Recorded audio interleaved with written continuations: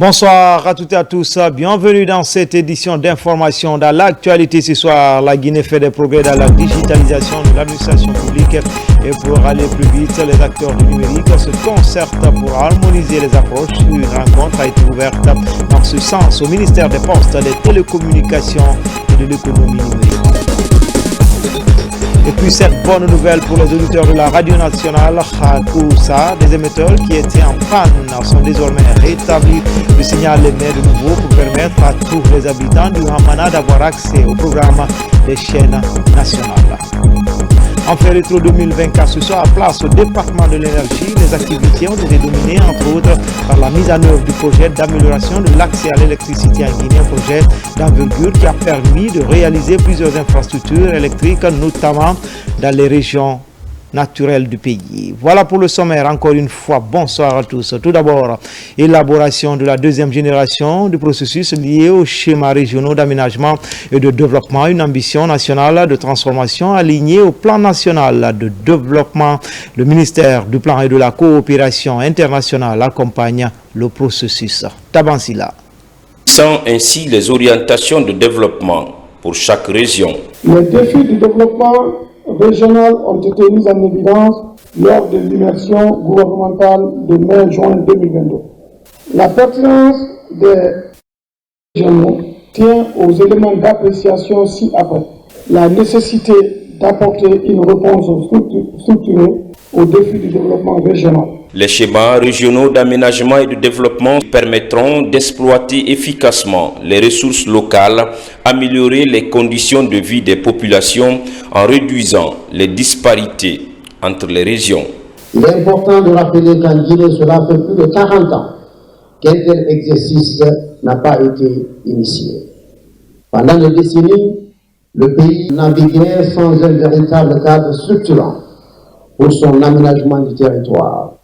Ceci, je voudrais saluer avec force et admiration le leadership visionnaire de son Excellence le général Mamadi Doumbouya, président de la République, chef de l'État. Son engagement inébranlable pour le développement durable et inclusif de la Guinée, ainsi que sa capacité de fédérer les énergies autour des priorités nationales, ont permis de relancer cet exercice indispensable. C'est un processus qui reflète une approche participative et inclusive. Il implique les acteurs centraux, déconcentrés, décentralisés, partenaires privés et la société civile. En soutenant ces initiatives, le groupe de la Banque mondiale réaffirme son engagement à accompagner les efforts du gouvernement pour faire de la Guinée un exemple de gouvernance locale efficace, axé sur la planification stratégique et la gestion responsable des ressources. Portée par la Direction nationale du plan, cette initiative qui associe plusieurs départements ministériels n'est pas qu'un acte technique, c'est aussi une étape fondatrice pour le renouveau de la planification en Guinée. Comme annoncé dans les titres, la Guinée fait des progrès dans la digitalisation de l'administration publique et pour aller plus vite, les acteurs du numérique se concertent pour harmoniser les approches. Une rencontre a été ouverte dans ce sens au ministère des Postes, des Télécommunications et de l'économie numérique. Mamadou Saliouba. La Guinée, pleinement engagée dans la transformation numérique, fait du chemin dans la digitalisation de l'État. Au ministère des Postes, des Télécommunications et de l'économie numérique, les acteurs du secteur partagent les expériences pour accélérer la digitalisation de l'administration. Ce cadre qui sera mis en place visera à soutenir et accompagner la transition numérique de la Guinée en s'appuyant sur le document de stratégie nationale de digitalisation de l'État, le schéma directeur informatique national et d'aménagement numérique, tout cela arrimé sur l'ambition de Simandou 2040. Aujourd'hui, comme vous le savez, en tant que département responsable de la politique du gouvernement en matière de digitalisation, mais aussi des télécommunications, notre rôle, c'est de coordonner les activités, mais aussi d'aller sur une inclusion. La digitalisation de l'administration est l'un des programmes phares du ministère des Postes, des Télécommunications et de l'économie numérique. Cette rencontre de 2 jours va permettre aux acteurs d'approfondir les réflexions pour mieux harmoniser les idées. La transformation numérique est désormais une priorité mondiale. Et la Guinée, sous la vision éclairée de son Excellence, le président de la République, le général Mamadi Doumbouya, s'inscrit pleinement dans cette dynamique à travers l'ambitieux programme Simandou 2040. Ce programme place le numérique au centre de notre stratégie de développement en tant que levier essentiel pour moderniser nos institutions, connecter nos populations et soutenir la diversification économique. Soutenu par le programme des Nations Unies pour le développement, cette rencontre de concertation marque une nouvelle étape dans la digitalisation de l'administration publique. De son côté, le ministère du Travail et de la Fonction publique lance les travaux de restructuration du système national de santé et sécurité au travail en toile de fond, produire un document devant appuyer l'arsenal juridique et institutionnel, favorisant ainsi un meilleur environnement dans le monde du travail en Guinée. Amadou Bailobari, Mouktar Conté. En 2025, le méga-projet minier Simandou connaîtra son essor, ce qui va nécessiter l'utilisation de milliers de main-d'œuvre locales. Au ministère du Travail et de la Fonction publique, l'on se prépare 2 ans à faire face aux défis, à la création d'un environnement salubre de travail. Les travaux de restructuration du système national de santé et sécurité au travail permettra au mandat tripartite de faire le point des insuffisances du pays en vue de proposer des solutions idoines. Nous espérons qu'en sortant de cet atelier-là, on aura des mesures rigoureuses, des mesures courageuses et surtout innovantes pour pouvoir moderniser notre système de sécurité et santé au travail, qu'on puisse améliorer le cadre institutionnel de notre système de sécurité et santé au travail et qu'on puisse aussi doter notre pays de règles, de normes de sécurité et santé au travail sur tous les lieux de travail, sur toute l'étendue du territoire national, conformément aux conventions signées par notre pays. La Guinée suit 2 ans une approche méthodique depuis 2021 après l'élaboration des documents du profil national de la politique nationale assorti d'un programme national de santé et sécurité au travail. Ce dernier maillon viendra renforcer l'arsenal juridique et institutionnel du pays. La Guinée s'aligne sur les orientations des dispositions des conventions de l'OIT, notamment la convention 655 sur la sécurité santé au travail et la convention 687 sur le cadre promotionnel de la sécurité santé au travail. Alors ces conventions disent que chaque pays doit mettre en place un profil national, une politique nationale assortie d'un programme national, mais aussi un système national de sécurité santé au travail. La sécurité et la santé au travail constituent des enjeux majeurs pour nos entreprises et pour l'ensemble de la nation. Un environnement de travail sain et sécurisé est non seulement une obligation morale, mais aussi un facteur de productivité et de compétitivité. En effet, des travailleurs en bonne santé et motivés sont plus performants et contribuent à améliorer la qualité des produits et services. La restructuration du système national de santé et sécurité au travail cadre avec les normes de l'Organisation internationale du travail, OIT. Sa mise en œuvre prochaine permettra de protéger les employés dans leur domaine d'activité à travers le pays.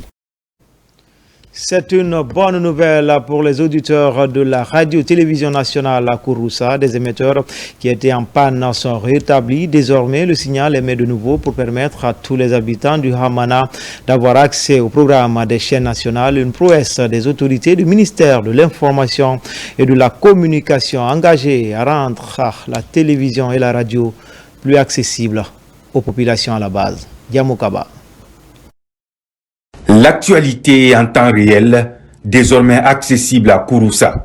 Après plus de 10 ans, la radio nationale est désormais audible et la télévision émet pour être au rendez-vous des différentes éditions de 20h30 de la RTG. La bonne nouvelle met fin au cri du cœur des populations du Hamana qui ont posé des doléances lors du passage du ministre de l'Information et de la Communication et une réponse concrète pour traduire l'engagement patriotique du général Mamadi Doumbouya.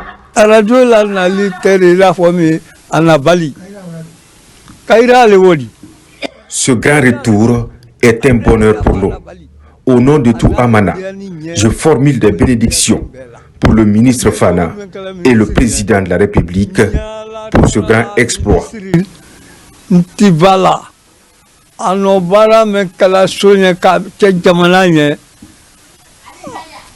martalala alama adiara masanyolunya ayinko kaira ka noyenya. Je sais que ça fait plus de 10 ans parce que même le temps du président de faire un Lansana Conté, les gens venaient dépanner quelques jours et ça partait.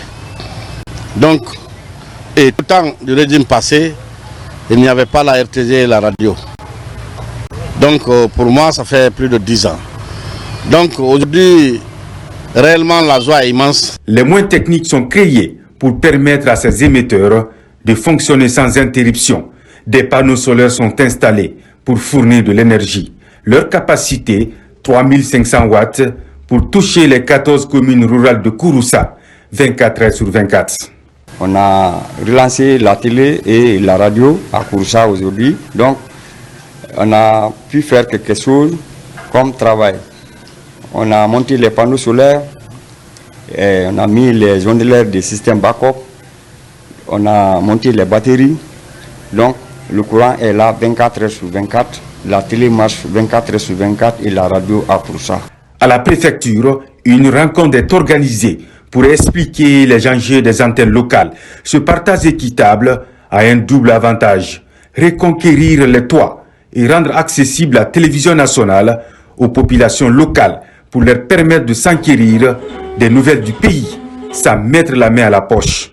Comme anciennement, on peut remonter une rebobinage simple pour avoir l'image facilement. Et ce qui peut payer aussi encore les antennes yagi au marché, payer, et tu prends le télécommande seulement, tu prends le menu et envoyer sur le système RFoot comme recherche automatique, ça va prendre la télé facilement. Le code de la télé c'est 223. Quand ça sort le numéro 223 seulement sur la télé, tu as l'image de la télé nationale. À Kouroussa, l'intérêt pour la radio et la télévision nationale s'est ravivé. Une offensive médiatique pour soulager les assoiffés de l'information. Le chef d'orchestre de toutes ces réformes, le ministre de l'Information et de la Communication, Fana Souma, défend les idéaux du président de la République pour permettre aux auditeurs et téléspectateurs des chaînes nationales d'être au rendez-vous de l'actualité. Une politique de proximité qui affiche ses premiers effets. À présent, je reçois sur ce plateau le directeur général de l'Office guinéen de publicité, M. Mandian Sidibé. Bonsoir. Bonsoir Falilou. Bienvenue sur ce plateau. Merci bien. Désormais acté et vous voulez mettre fin à l'utilisation abusive de l'effigie du chef de l'État. De quoi est partie cette décision? Je remercie tous vos auditeurs et je voudrais à l'entame de mes propos m'incliner pieusement devant les mémoires des disparus de la tragédie de Nzérékoré, adresser mes condoléances les plus attristées aux familles éplorées, mais également au président de la République et à tous les Guinéens. Ceci dit, il faut dire que on constate ces derniers temps une utilisation abusive de l'image de son Excellence Monsieur le Président de la République. Il est à préciser que le président est une institution à part entière. Et donc, on ne peut pas associer une autre image à celle du président de la République qui reflète l'image de toute la République. C'est-à-dire, la Guinée s'identifie à l'image de son Excellence Monsieur le Président de la République. C'est vrai, nous soutenons que les gens manifestent en faveur des acquis du CNRD, du Président de la République. C'est normal, c'est tout à fait normal. Mais il faudrait que cela se fasse aussi dans un certain ordre. Il n'y a pas d'ordre, il y a eu une anarchie totale et nous allons y mettre fin. Parce qu'on ne peut pas associer la photo du président, l'effigie du président de la République, l'image du chef de l'État à d'autres images. C'est-à-dire, nous constatons sur les supports publicitaires, il y a un opérateur économique qui met sa photo d'un côté, la photo du président de l'autre côté, ou bien il met la photo du président derrière lui, et puis c'est lui qui est devant. Même les autorités, à tous les niveaux, les présidents d'institutions, personne n'est égal au chef de l'État. Personne. Et personne ne doit se comparer à lui. Sa photo doit être utilisée. Soit vous vous mettez vous seul sur votre support publicitaire, les panneaux, les banderoles, les affiches, ou vous mettez le président tout court. Si c'est le président que vous soutenez, ce sont les acquis du président que vous soutenez, mettez la photo du président, les acquis que vous soutenez, vous mettez ça à côté. C'est aussi simple que ça. Mais vous ne pouvez pas mettre votre photo, faire votre propre promotion en utilisant la photo du président. Justement, M. Sidibé, quelles sont les mesures prises pour matérialiser cette approche? Parce que c'est une question de mentalité déjà, les gens sont habitués à cela. Bon, c'est un exercice pédagogique. Dans un premier temps, nous allons procéder à la sensibilisation, mais il faudrait qu'à partir de demain même que ça s'arrête. La sensibilisation va suivre, mais il faut que ça s'arrête immédiatement.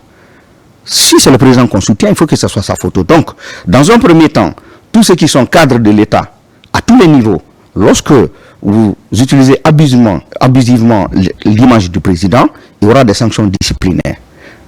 Les autres... Nous avons du mal avec les interviews à prendre certains intervenants qui aiment souvent avoir le président comme fond d'écran. On va essayer de voir tous ces aspects-là, puisque désormais, il faut que toutes les publicités, que tous les supports publicitaires passent d'abord par le visa de la DCI, au niveau de la présidence. Il faut que ce soit validé à ce niveau, que le directeur général de l'OGP ait l'autorisation de la présidence d'accorder la diffusion de tel ou tel support publicitaire. Désormais, ça va passer par le visa de la DCI, de la présidence en un mot. Donc, quiconque s'hasarde maintenant à faire passer une publicité, que ce soit en audio, en visuel, ou bien sur les affiches, sur les panneaux, sur les banderoles, sans passer par le visa de la DCI ou de la présidence, s'exposera vraiment à des sanctions. Dans un premier temps, pour les cadres, ça va être des sanctions administratives disciplinaires, mais pour les autres, nous allons engager des poursuites judiciaires. De toute façon, les agents de l'OGP seront déployés dès demain sur le terrain, avec la logistique nécessaire pour décrocher, procéder au désaffichage déjà des photos existantes sur les supports publicitaires sur toute l'étendue du territoire.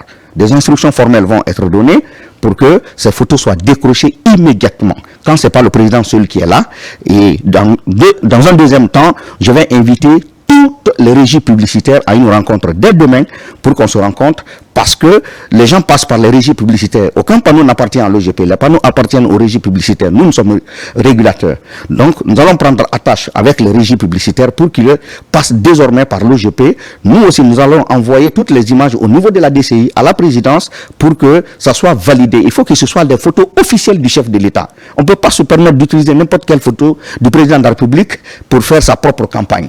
Ou on fait la campagne du CNRD et du président, ou on fait sa propre... Comme le temps n'est pas galantant, pour terminer, qu'est-ce qu'on peut avoir des sanctions disciplinaires par rapport à ceux qui ne vont pas respecter cette décision?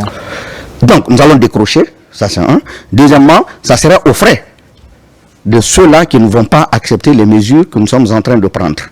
Donc, ça sera à leurs frais, il y aura des poursuites judiciaires. Quand c'est l'administration, nous allons adresser des courriers à la tutelle des récidivistes pour que des sanctions disciplinaires soient prises à leur encontre. Merci M. Sidibé d'être venu sur ce plateau pour éclairer la lanterne du grand public par rapport à cette décision. C'est moi qui vous remercie. Okay. Dans le reste de l'actualité, les cadres de la Direction générale de l'intendance militaire renforcent leur capacité managériale. L'exercice vient de démarrer et va s'écouler pendant une semaine. Ils apprennent les techniques de gestion des ressources financières. C'est le directeur de cabinet du ministère de la Défense nationale qui a présidé l'ouverture des travaux. Caporal-chef Mabinti Keita est la correspondante de la presse militaire. Ils sont tous cadres relevant de la Direction générale de l'intendance militaire. Depuis ce matin, ils suivent une session de formation sur les méthodes et procédures de gestion des moyens financiers destinés aux forces armées guinéennes. Une initiative de la hiérarchie militaire qui vise à renforcer les capacités opérationnelles des cadres de cette direction stratégique de l'armée. Il permettra aux acteurs que nous sommes de s'approprier des nouvelles procédures et méthodes relatives à la gestion des moyens financiers mis à la disposition des organismes déconcentrés, tout en assurant la programmation budgétaire et le contrôle du budget. En présidant le lancement de cette session de formation, le directeur de cabinet du ministère de la Défense nationale a exhorté les participants à s'investir pleinement dans ces travaux dans l'intérêt supérieur de la nation. La qualification des ressources humaines constitue une des priorités du commandement et de toute la hiérarchie militaire. C'est ce qui motive l'organisation du présent séminaire qui, j'en suis sûr, permettra de renforcer les capacités des acteurs financiers que vous êtes. Vous devez les capitaliser, construire la réforme des forces de défense et de sécurité dans l'intérêt supérieur de la nation guinéenne.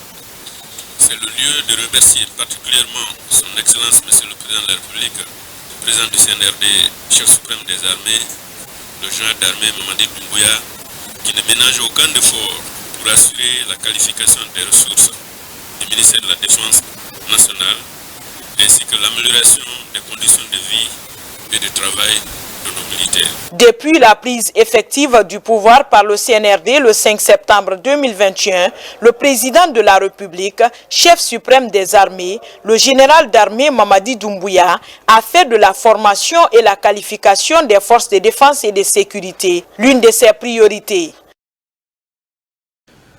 Deuxième jour de deuil national en Guinée après la tragédie de Nzérékoré au stade du 3 avril. Le président général Mamadi Doumbouya a réagi rapidement avec l'envoi d'une forte délégation gouvernementale. Après la forêt, la délégation, comme prévu, s'est rendue à la baie pour exprimer également ses condoléances et apporter leur soutien aux familles touchées. De retour à Conakry, la mission conduite par le Premier ministre chef du gouvernement Amadou Ouriba a organisé une réunion pour coordonner les mesures de soutien aux victimes. Des précisions avec Fatoumata Kourouma.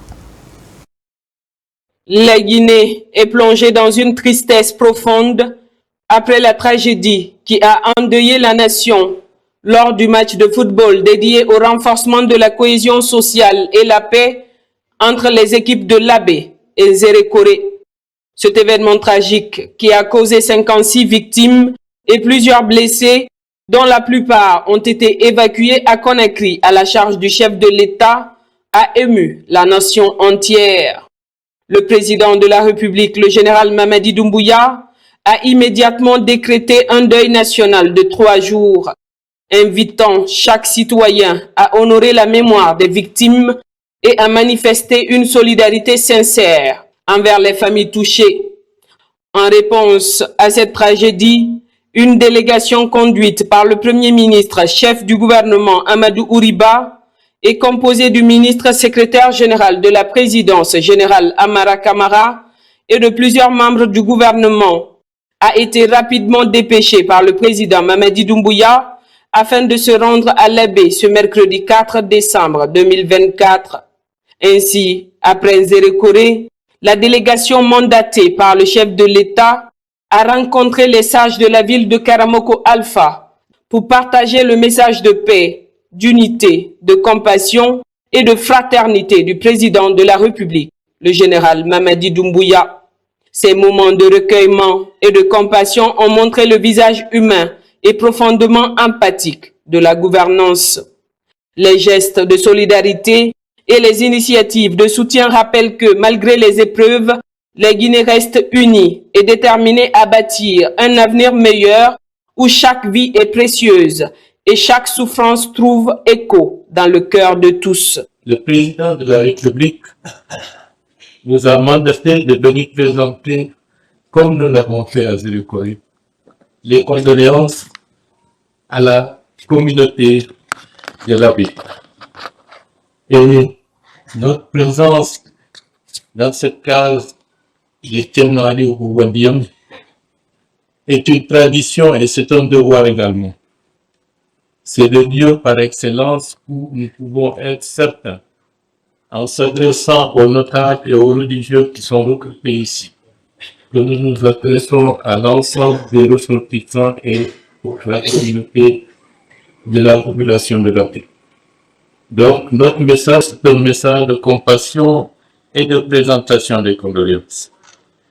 Vous êtes également au courant que le président de la République a pris des dispositions idoines pour accompagner toutes les familles des personnes éplorées durant cette tragédie que nous avons vécue dimanche dernier. C'est pour souligner que le gouvernement et l'ensemble des autorités sont peinés d'enregistrer un si grand nombre de décès et de blessés. Quel que soit le nombre, que ce soit 10 personnes, 20 personnes, 30 personnes, 56 personnes et même au-delà, c'est un deuil de l'ensemble de la communauté nationale. Et nous avons pris des dispositions en relation avec l'accompagnement des magistrats pour que toutes les familles éplorées puissent être accompagnées.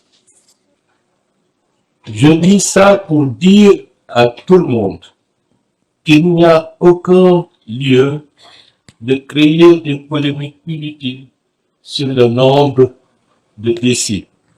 Même s'il n'y avait que 10 décès, c'était déjà un drame national. À plus forte raison que le nombre déclaré par les services hospitaliers sont de 56 voire de 57 personnes. Et la capacité de résilience que des populations un peu partout, que ce soit à Zéro-Corée, à Labé et ailleurs, ont montré, doit être également l'attitude que tous les responsables, quelle que soit leur sensibilité, devraient avoir pour respecter la mémoire de toutes les victimes, surtout dans cette période de deuil national que le président de la République a décrété.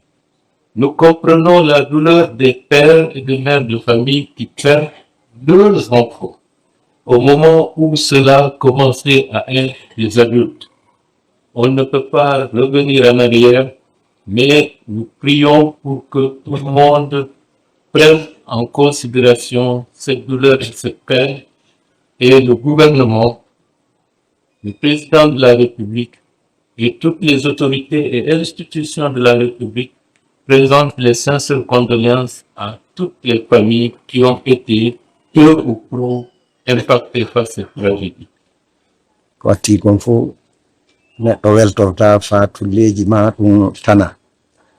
Avant tout, une personne ne peut pas être satisfaite quand il y a des événements douloureux, comme le décès ou autre chose qui ressemble au décès. Personne aussi ne peut demander à quelqu'un d'autre d'être content de ça. Mais en tenant compte de notre conviction, et de notre bonne foi, de notre foi en Dieu, on peut demander à tout le monde de pardonner et d'accepter. C'est tout ça. Nous avons entendu ce qu'il vient de dire. Et celui qui l'a dit au nom du général président Mamadi Doumbouya.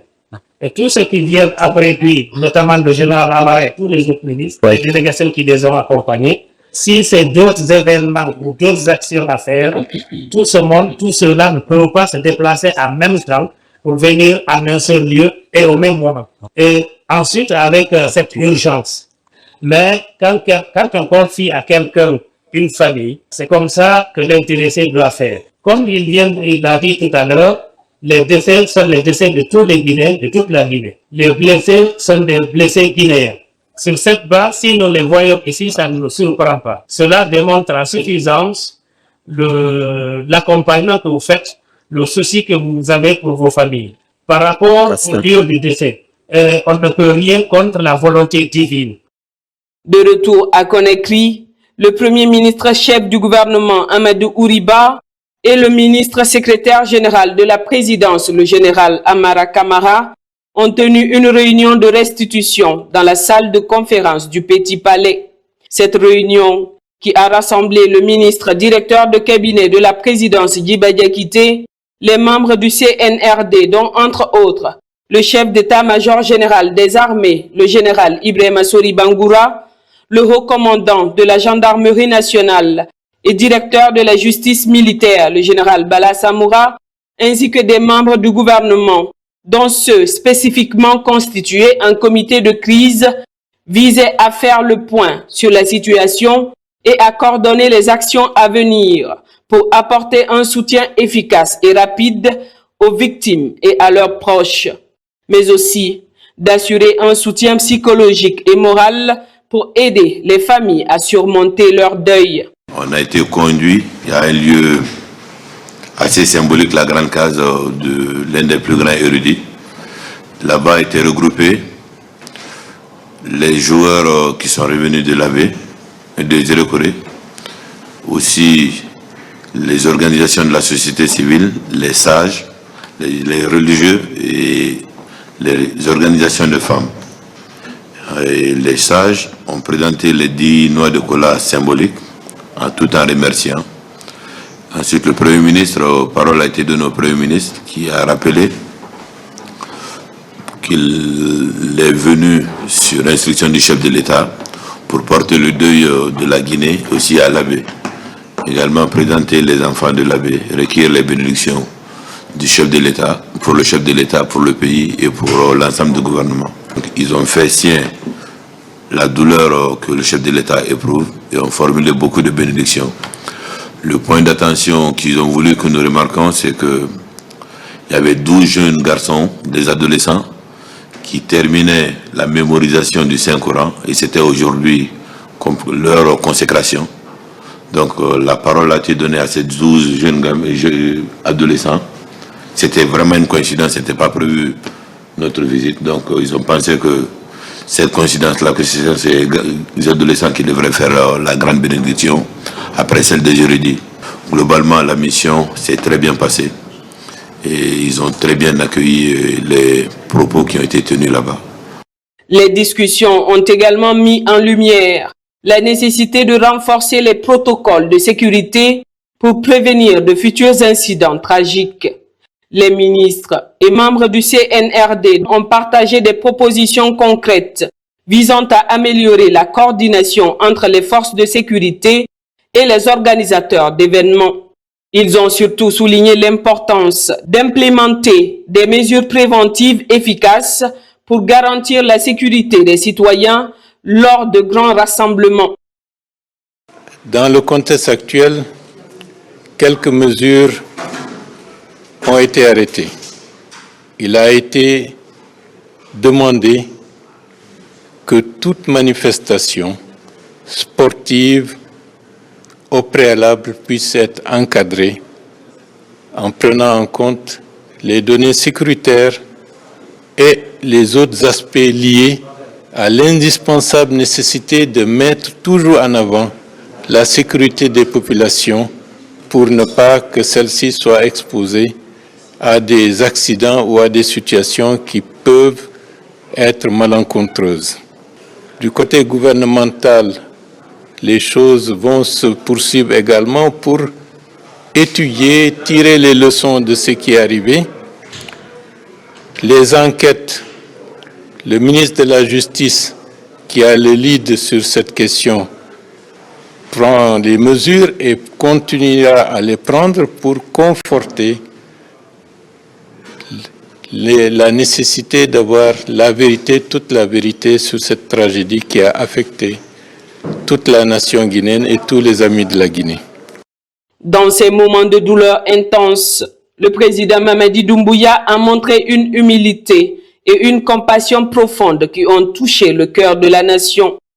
En décrétant un deuil national de 3 jours, il a non seulement honoré la mémoire des victimes, mais a également démontré son engagement à être aux côtés de son peuple dans les moments les plus sombres.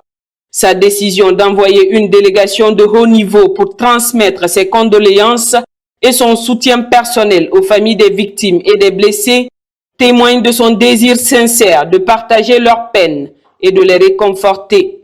Le président Doumbouya, par ses actions, a rappelé à tous que le rôle d'un leader va bien au-delà des décisions politiques et économiques. En ces temps de deuil, il a incarné les valeurs de solidarité et d'humanité, montrant qu'il est avant tout un homme de cœur, proche de son peuple.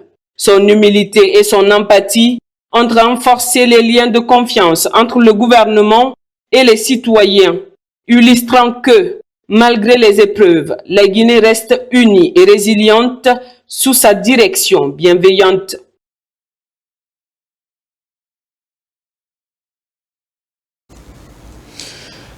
Dans l'actualité également, le rôle du laboratoire national de la géologie dans la détermination de la qualité et la valorisation des ressources minières en Guinée. La problématique regroupe des spécialistes du secteur minier. La deuxième session de présentation concerne le ministère des Mines et de la Géologie à travers son laboratoire national affecté par l'incendie de Kaloum. Il s'est relevé de cette tragédie et les acquis ont été présentés aux panélistes. Komara Moussa pour plus de détails. À cette rencontre, les spécialistes du secteur minier vont réfléchir sur le rôle du laboratoire national dans la détermination de la qualité et la valorisation des ressources minières. L'occasion de présenter aussi les acquis du laboratoire national de la géologie en pleine mutation après l'incendie sur ces installations en décembre 2023 et d'afficher les grandes ambitions. Dans un souci d'amélioration continue de nos performances, je solliciterai humblement de votre haute bienveillance une aide complémentaire pour la finalisation de nos projets en cours, ci-après. L'accompagnement du laboratoire national de la géologie pour son accréditation aux normes ISO 17025 version 2017.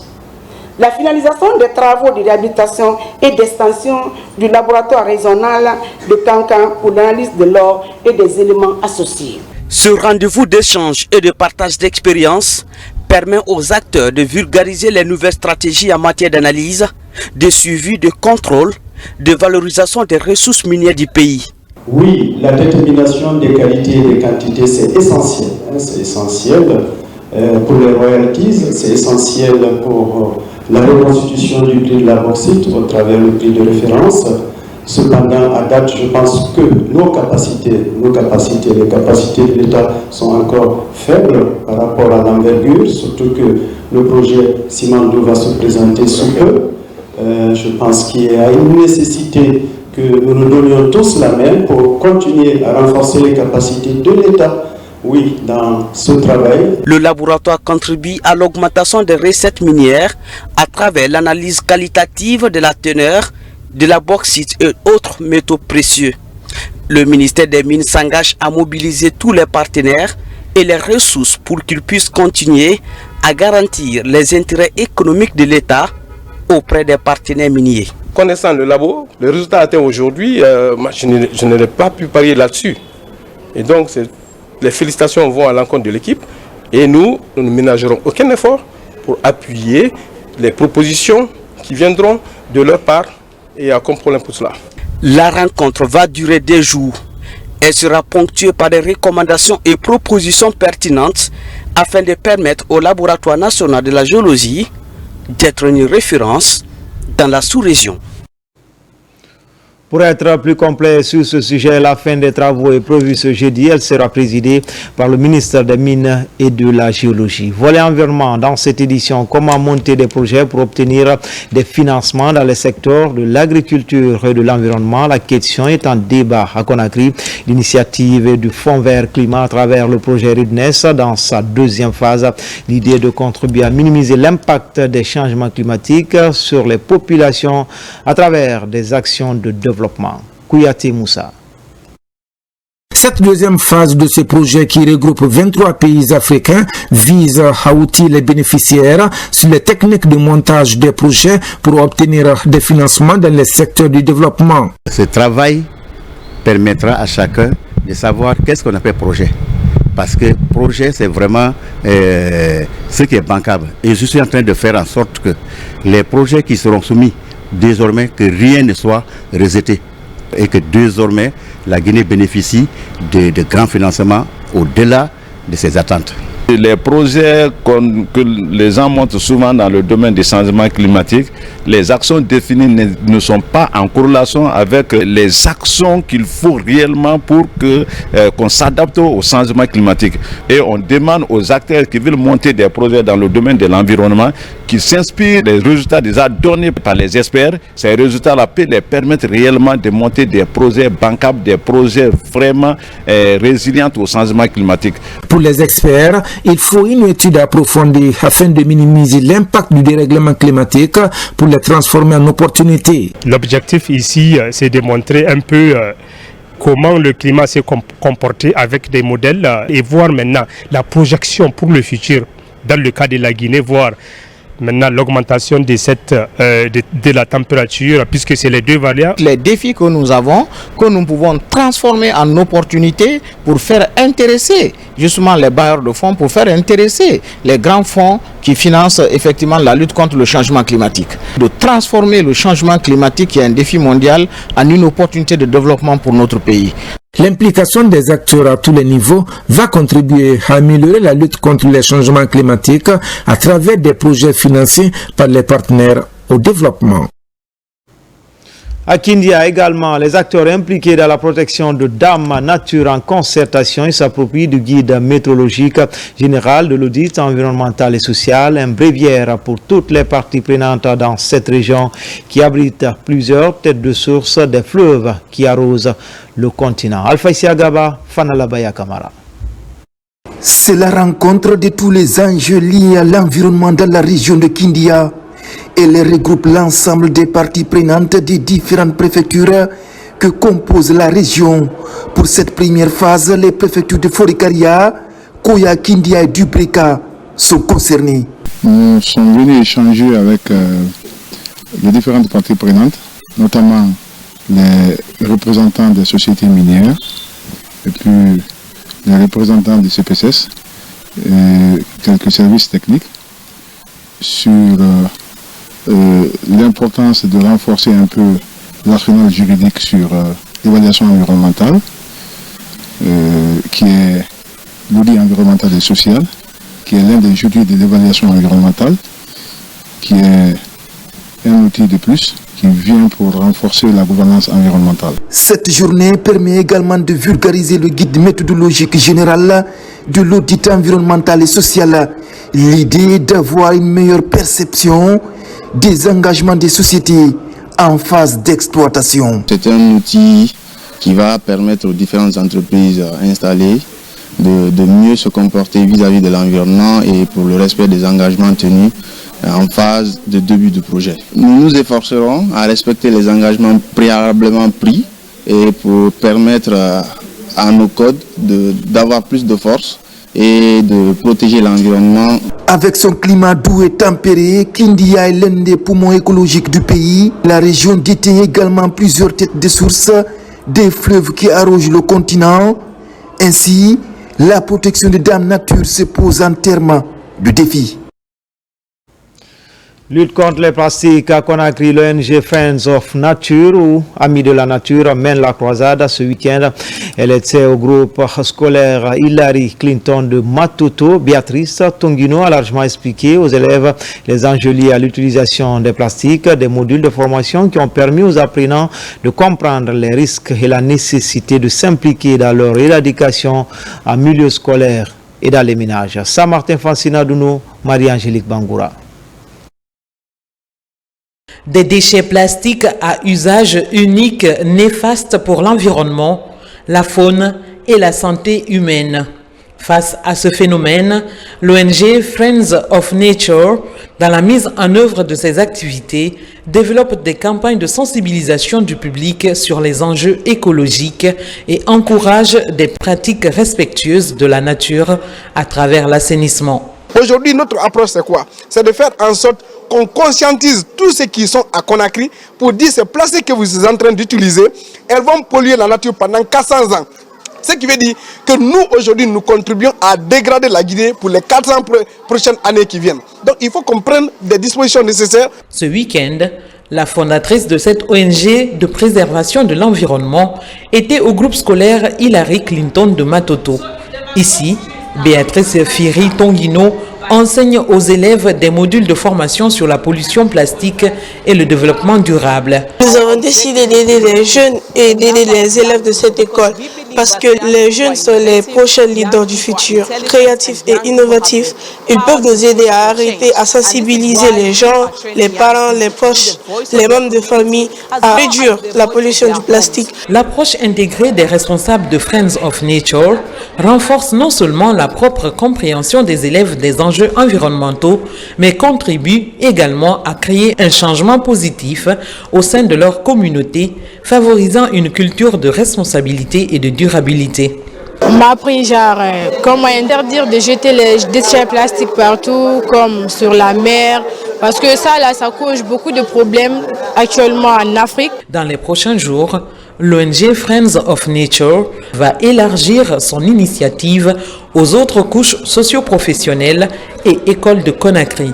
Une vision combinant des éléments de bonne conduite pour aider à réduire l'utilisation des plastiques à usage unique.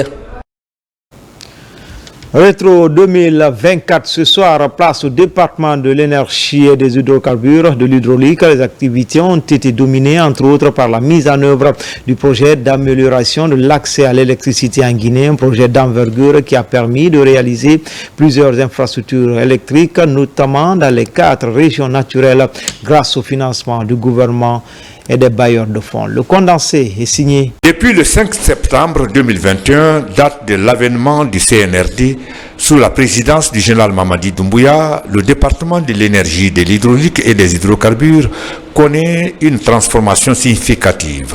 Par exemple, dans le sous-secteur de l'électricité, il s'est engagé dans la mise en œuvre d'un plan d'action à court terme visant à améliorer l'accès des populations guinéennes à une énergie fiable et abordable. Un plan qui s'inscrit dans le cadre de la lettre de mission du contrat de performance et des objectifs définis par le gouvernement. Avec la volonté du président de la République et du gouvernement, il y a eu beaucoup d'efforts fournis qui ont conduit au regard du déficit constaté au retour du bateau thermique qui a augmenté la capacité de production. Et Dieu faisant aussi avec la Baraka, nous avons connu une bonne pluviométrie. Cela nous a permis de gérer de manière efficiente et efficace l'eau au niveau des barrages qui, du délestage chronique, nous nous sommes retrouvés en exportateurs d'énergie dans les pays de la sous-région. Il y a eu des échanges d'énergie. Nous avons maintenu un cap aujourd'hui qui nous permet de tourner à plein régime au niveau des 2 barrages. Et ensuite, les centrales thermiques existantes au niveau des DG, ces centrales datant de plus de 16 ans, d'autres de 20 ans, sont en réhabilitation. Dans le développement de l'énergie solaire, il faut noter la construction des 3 centrales solaires totalisant 100 MW, 30 à Kouroussa, 35 à Kankan et 35 à Sigiri. Il y a également l'injection de 112 MW dans le réseau électrique de Conakry pour l'acquisition d'une centrale flottante pour améliorer la desserte, la réhabilitation des groupes thermiques à Kipé et à Kaloum, l'extension du poste 110-20-15 kV à Kindia grâce au financement de l'Agence française de développement. En matière de promotion de l'électrification rurale, 32 localités sont électrifiées en Zérékouré et Kindia grâce à la construction de 279 km de lignes électriques, 34 postes moyenne tension, basse tension et 854 éclairages publics. La réalisation de 2 mini-centrales photovoltaïques à Tchengalbori et Bolodou, financées par le programme des Nations Unies pour le développement, l'extension et la modernisation des réseaux électriques de Dubrika, Koya et Mania, la poursuite du projet de réhabilitation et d'extension du réseau électrique de Conakry. Le ministère de l'Énergie, de l'Hydraulique et des Hydrocarbures demeure engagé à poursuivre ses actions pour répondre aux attentes des Guinéens et à faire de l'accès universel à l'électricité une réalité d'ici les prochaines années. Séjour d'une mission mixte de supervision dans les contreforts du Fouta Djallon, plus précisément dans la région de l'Abi. L'idée d'évaluer, contrôler les différents projets d'investissement public enclenchés dans la région. Certaines infrastructures sociales de base font déjà la fierté des populations locales. Son enseigne commente les images de Sarah Foudine Diallo. C'est par les sous-préfectures de Tchanguelbori et de Kouramangui que la mission mixte de supervision des investissements publics a entamé son périple dans la région de l'Abi. Dans ces localités, des centrales électriques solaires sont opérationnelles, desservent les populations en courant électrique. Des centrales électriques installées par l'Agence guinéenne d'électrification rurale avec l'appui financier du gouvernement et ses partenaires. Une aubaine désormais pour ces populations. L'avantage que le CS de Tchanguelbori a par rapport à l'installation du courant. D'abord, je commencerai par la maternité qui avait des difficultés par rapport à la couveuse des enfants lors de naissance.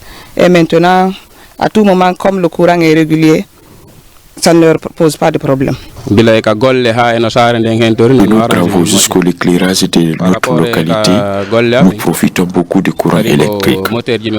Concernant le travail, on utilise utilisaient beaucoup le carburant qui n'était pas profitable pour nous et pour le pays. À Tchanguelbouri, tout comme à Kouramangui, la mission a échangé avec les bénéficiaires afin de se rassurer de l'impact de ces projets de développement. Le projet a été réalisé tout en respectant les clauses du contrat. On a trouvé vraiment une satisfaction énorme envers les bénéficiaires et les autorités. L'entreprise a respecté le contrat, le délai a été respecté. Vraiment, on ne fait que remercier et féliciter les bailleurs de fonds et le gouvernement guinéen. L'agence guinéenne d'électrification rurale sollicite plus d'assistance financière de l'État et ses partenaires pour réussir le pari de l'électrification rurale sur tout le territoire. La volonté du président de la République, le général Mamadi Doumbouya, c'est de voir tous les projets achevés. Donc quand un projet commence, il faut qu'il s'achève dans le délai requis. Donc notre doléance est de mettre toujours des ressources à notre disposition afin que nous puissions atteindre nos objectifs qui consistent à servir la population en termes d'électricité, surtout la population vivant en milieu rural. La mission mixte de supervision des investissements publics se rendra dans les autres préfectures de la région pour évaluer les niveaux et les qualités des travaux réalisés dans tous les domaines de développement local. Une mission de contrôle et d'inspection sillonne actuellement les différents marchés de Conakry, conduite par la Direction générale de l'ONSECU. Elle a saisi une importante quantité de produits impropres à la consommation. Explication, Makeme Donzo. Ils sont sereins et refusent tout genre de négociation venant des commerçants. L'objectif est clair, débarrasser tous les points de stockage alimentaire des produits impropres à la consommation. Et pour vulgariser les bonnes pratiques, le débat est ouvert entre les propriétaires et la délégation de l'Office national de contrôle de qualité. Chaque partie défend sa cause.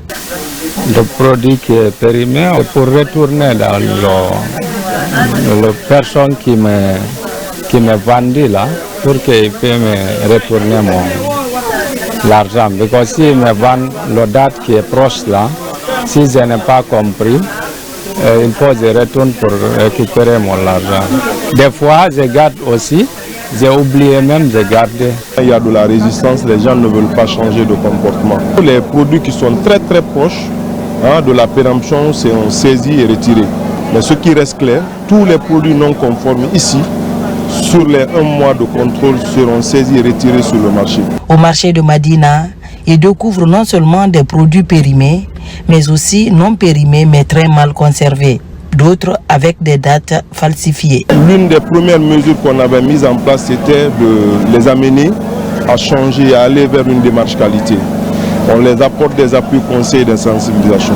Maintenant qu'on voit que c'est des récidivistes, nous allons appliquer la réglementation en vigueur en les infligeant des contraventions, mais pour des cas aussi beaucoup plus avérés, ces gens-là seront mis à la disposition de la justice pour répondre de leur forfaiture.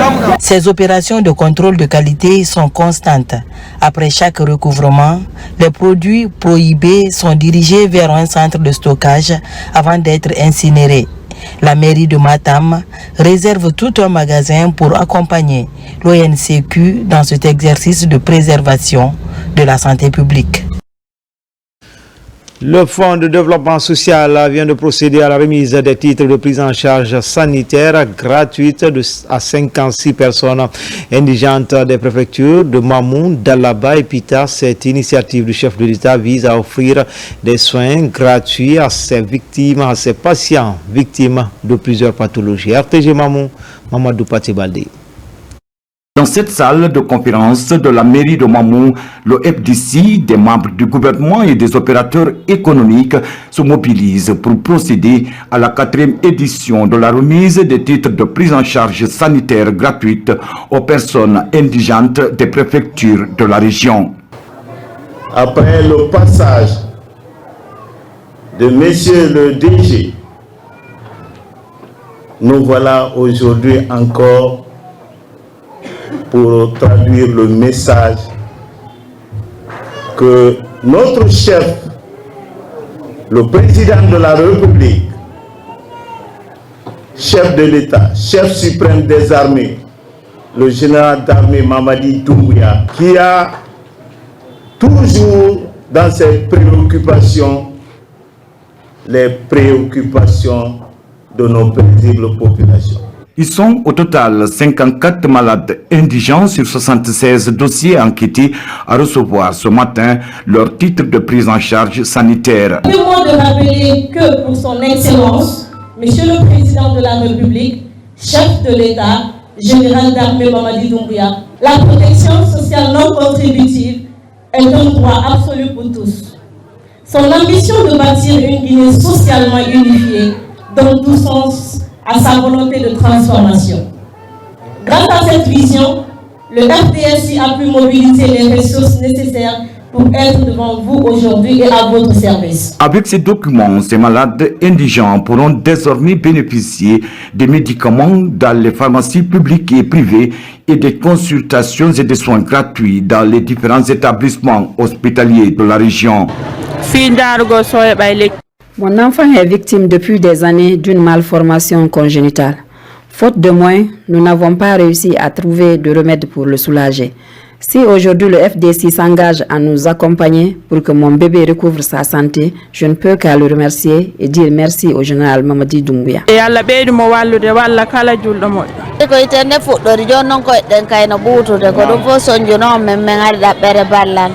Je félicite le président de la transition, général corps d'armée Mamadi Doumbouya, pour cette assistance humanitaire. Je félicite le FDC qui m'a retenu parmi les bénéficiaires de cette assistance, car mon enfant est victime d'une maladie qui a affecté son œil et ses jambes. Je suis très contente de cet appui. Le ministre de la Jeunesse et des Sports a salué cet acte magnanime du président de la République qui vise à soutenir et à protéger les personnes vulnérables du pays. Chaque fois qu'il y avait des malades dans nos quartiers, dans nos maisons, l'État n'avait pas le fonds de développement social. On partait voir ceux qui avaient un peu plus de moyens pour nous aider à prendre en charge et nos moyens en ont fait assez. Je suis heureux qu'aujourd'hui, à son âge, qu'il soit là pour témoigner que l'État va prochainement faire cela à leur place. Pour réussir ce pari, des consignes formelles ont été données au personnel de santé et aux assistants sociaux déployés sur le terrain de veiller avec détermination le traitement adéquat et le suivi des malades jusqu'à l'amélioration de leurs conditions de vie. À l'occasion de la Semaine nationale de la recherche scientifique et de l'innovation, les enseignants-chercheurs exposent leur savoir-faire. Une semaine animée riche en expositions d'articles divers avec les universités et les structures de recherche et de documentation. Mounir Bari, Amarako Bassouma. Dans l'enceinte de l'Institut de recherche en biologie appliquée, ce sont des stands qui attirent les visiteurs. Les travaux de recherche et autres articles scientifiques y sont exposés. Les structures de recherche marquent leur présence. Ils sont puisés dans nos forêts et donc les étudiants apprennent donc à les dessiner. Vous avez constaté déjà qu'il y a tout un message qui est derrière ça. Il y a le message de la pêche, donc de la pêche jusqu'au niveau de la vente, jusqu'en passant par les femmes qui viennent récupérer. On a le message de la déesse de la fécondité, le Dimba, qui est fait le branding de la Guinée. Vous avez aussi la thématique, l'une des thématiques les plus importantes qui est la migration. Alors, un jeune qui veut aller en migration, vous voyez déjà... La dynamique va se poursuivre pour stimuler la création et l'innovation au sein de l'appareillage de l'administration universitaire. L'objectif pour le ministère et les structures déconcentrées est d'impulser et promouvoir la recherche scientifique et l'innovation. L'État est en train de faire ce qu'il peut. Nous sommes conscients de l'effort qui est fourni à ce niveau, mais nous devons dépasser la subvention que l'État met à notre disposition. Nous devons aller vers les partenaires.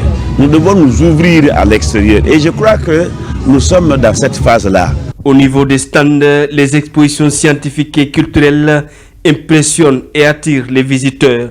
Des articles scientifiques, des ouvrages, des revues ou encore des objets d'art fascinent les visiteurs.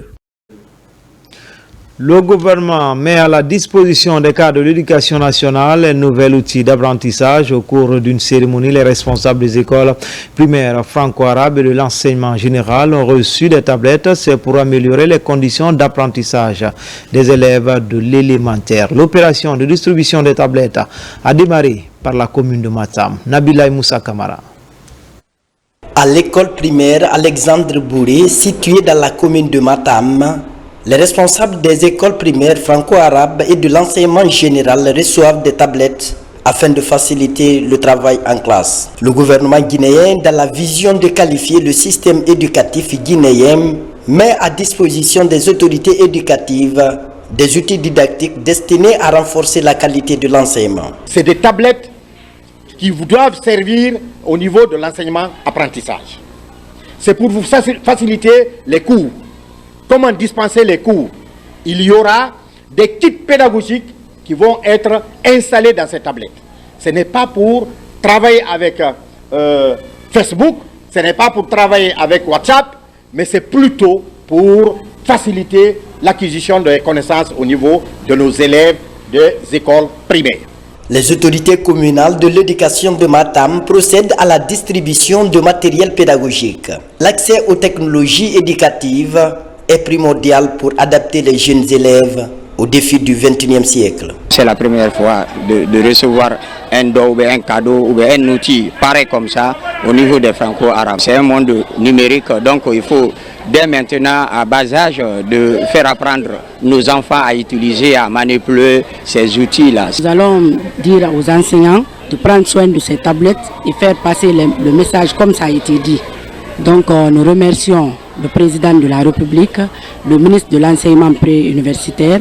Nous sommes très satisfaits de ce geste. En ce qui concerne le bon usage des appareils, des recommandations sont formulées par les autorités éducatives de Matam. Ces tablettes seront redistribuées aux enseignants dans les établissements scolaires publics.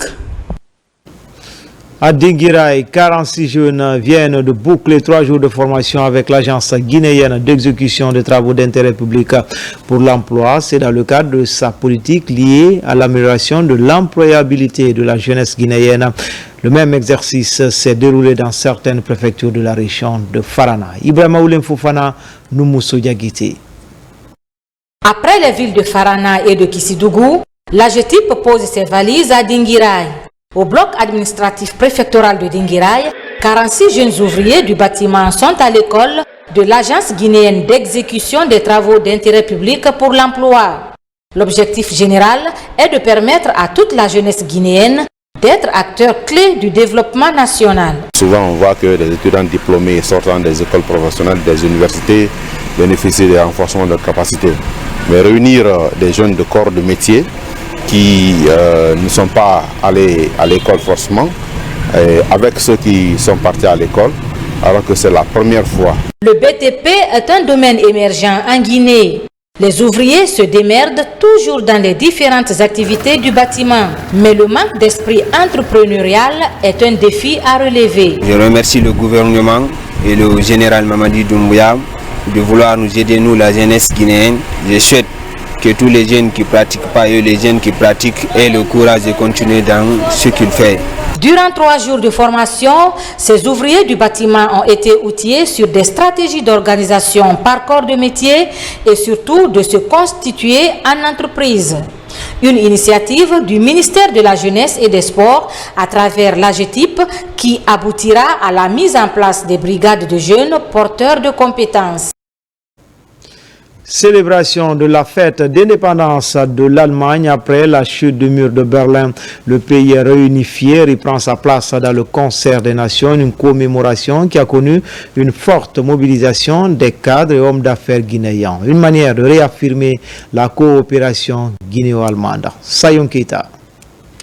Célébration en différé de la fête nationale de la République fédérale de l'Allemagne à Conakry. Le 3 octobre de chaque année marque la réunification après 45 ans de séparation entre l'Allemagne de l'Ouest et l'Allemagne de l'Est. Pour l'occasion, l'ambassadrice d'Allemagne a rappelé les liens de coopération, d'amitié et de travail qui ont toujours existé entre son pays et la Guinée, tout en réaffirmant son engagement de continuer dans la même lancée.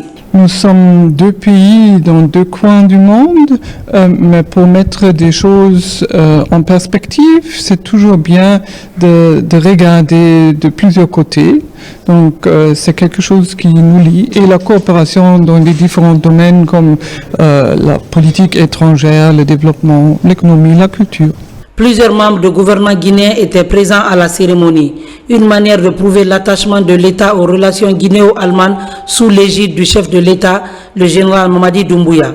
Le ministre guinéen des Affaires étrangères a apprécié le climat de travail entre les deux nations et s'est engagé à l'entretenir dans l'intérêt des différents peuples allemands et guinéens.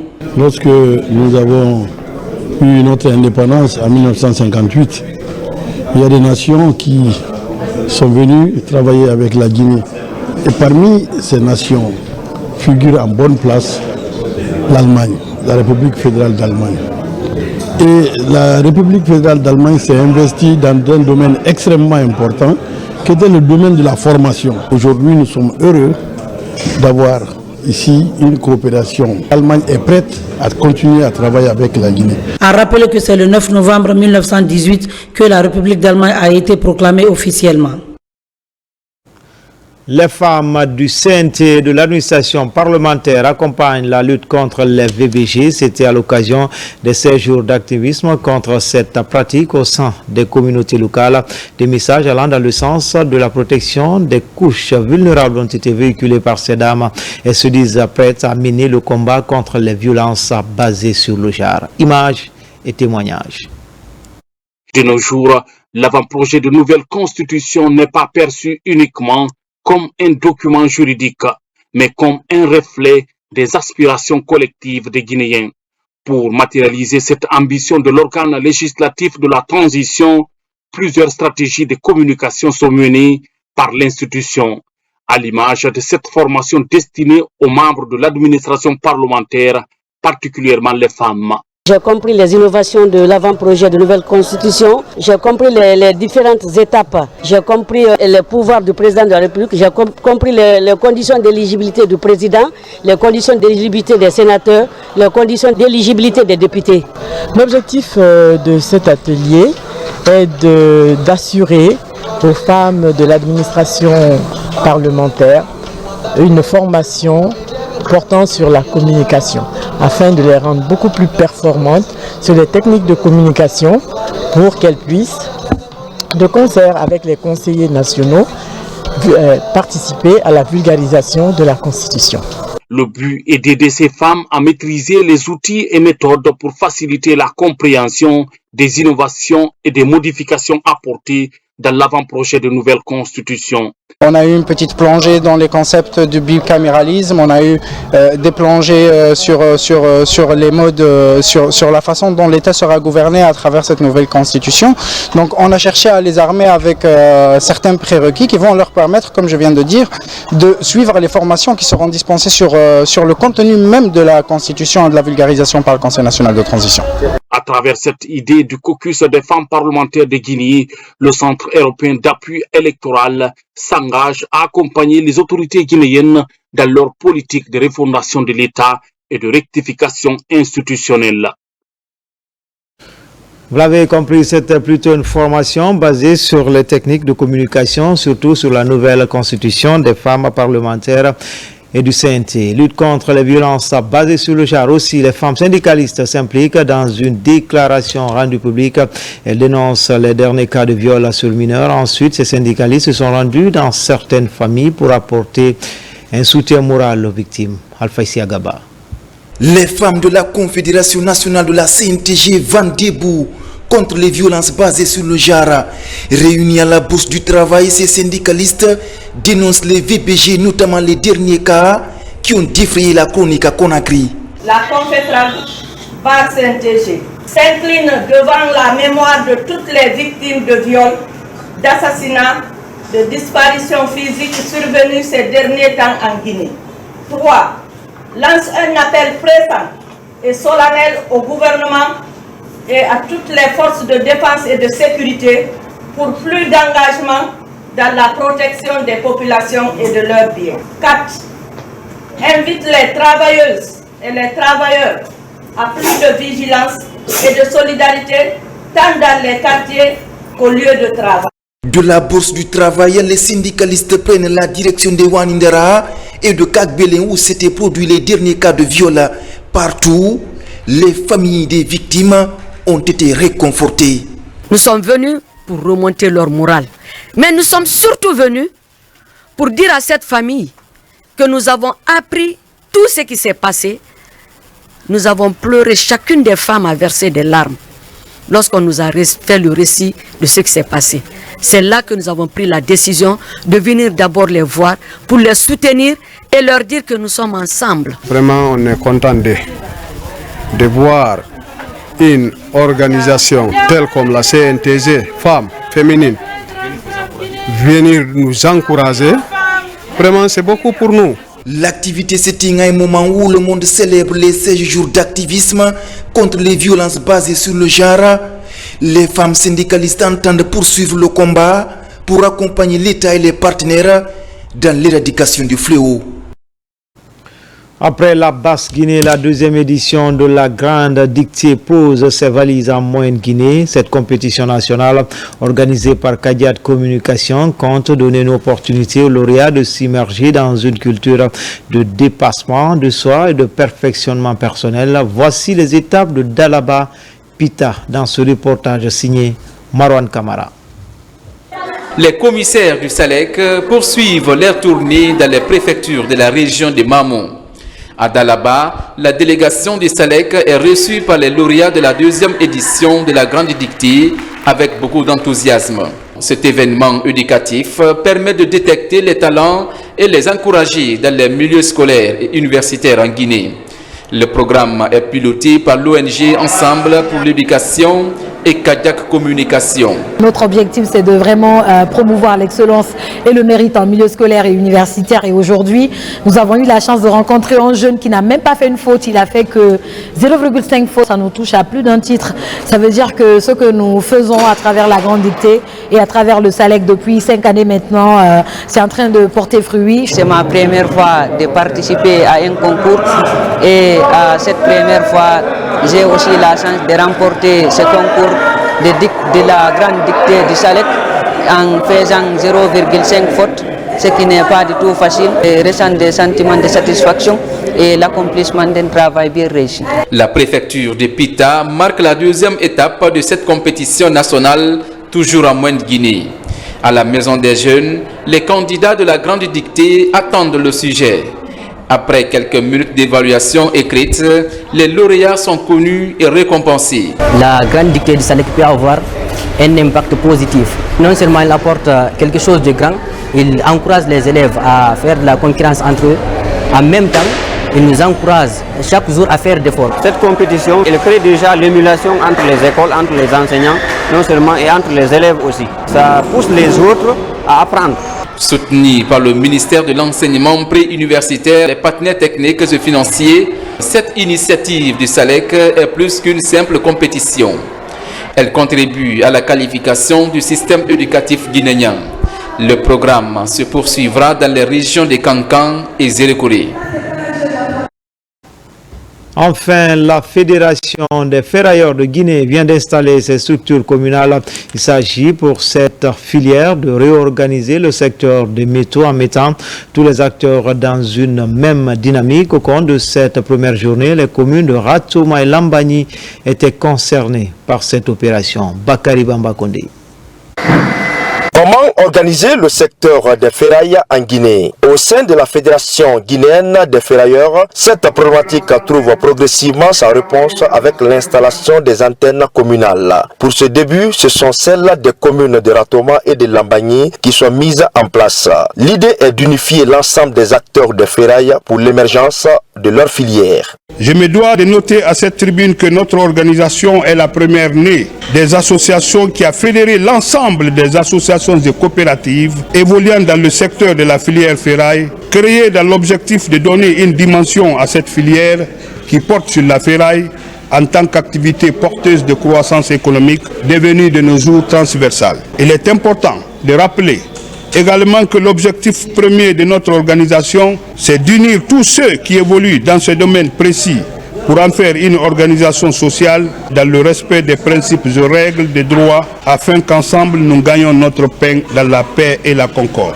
Le choix de ces représentants communaux doit désormais aider à donner une autre dimension aux collecteurs, exportateurs et acheteurs de métaux, celle d'œuvrer pour la croissance économique et l'entraide mutuelle afin de participer à la diminution du taux de chômage au profit exclusivement de la jeunesse guinéenne. Outre l'installation des différentes antennes, la Fédération guinéenne des ferrailleurs compte renforcer son lien de travail avec le ministère en charge du commerce, de l'industrie, des petites et moyennes entreprises à travers l'élaboration des principes et règlements profitables à toutes les parties. C'était tout pour les infos sur la Guinée, notre paradis terre de richesse et d'innovation. Mais en attendant, restez toujours connectés sur le www.rtgguinée.info. À bientôt, Inch'Allah.